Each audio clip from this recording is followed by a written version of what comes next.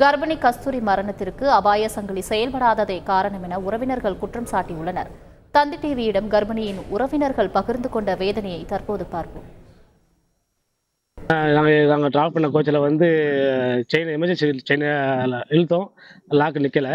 எயிட்லேயே நிற்கலை. 10ல் தான் கொஞ்சம் எங்கள் உள்ள பேசஞ்சரை கொஞ்சம் ஹெல்ப் பண்ணாங்க. அவங்க தான் வண்டி நிப்பாட்டினாங்க. பொண்ணு விழுந்ததுக்கும் வண்டி நின்றதுக்கும் 7-8 கிலோமீட்டர் டிஃப்ரென்ஸு. அந்த டயத்தில் பொண்ணோட அப்பாவும் அம்மாவும் ஓடினாங்க.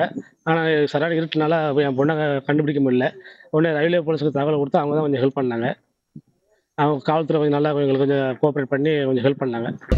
மனைவி கால் தவறி கீழே விழுந்துட்டாங்க. இதனால் ட்ரெயினை நாங்கள் நிப்பாட்ட பார்த்தோம். ஒரு 1/2 hour லிவர் இருந்தால் வண்டி நிற்கவே இல்லை. சுமார் ஒரு 6 கிலோமீட்டர் தள்ளி வண்டி நின்னது.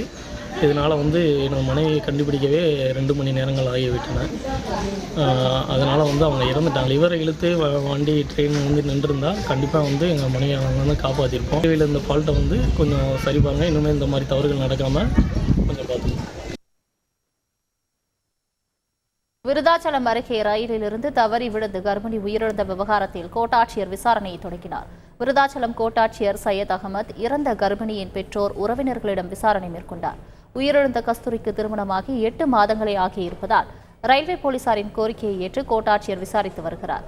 தண்டவாளத்தில் இருந்து மீட்கப்பட்ட கர்ப்பிணி கஸ்தூரியின் உடல் விருதாச்சலம் அரசு மருத்துவமனையில் வைக்கப்பட்டுள்ளது. ஓடும் ரயிலில் இருந்து தவறி விழுந்த கர்ப்பிணி கஸ்தூரி உயிரிழந்த சம்பவத்தில் முழு விசாரணைக்கு பிறகு விவரம் தெரியும் என திருச்சி ரயில்வே டிஎஸ்பி செந்தில்குமார் தெரிவித்துள்ளார். திருமணமாகி 7 வருஷத்துக்குள்ளார இருக்கனால முறையான ஆர்டிஓ விசாரணை முடிந்து தான் அதுக்கப்புறம் தகவல் சொல்ல முடியும். இது ட்ரெயின்லேருந்து தவறி அவர்களோட கவனக்குறைவால் தவறி விழுந்தது. அது வேறு ஒன்று. செய்திகளை உடனுக்குடன் தெரிந்து கொள்ள உடனே சப்ஸ்கிரைப் பண்ணுங்க.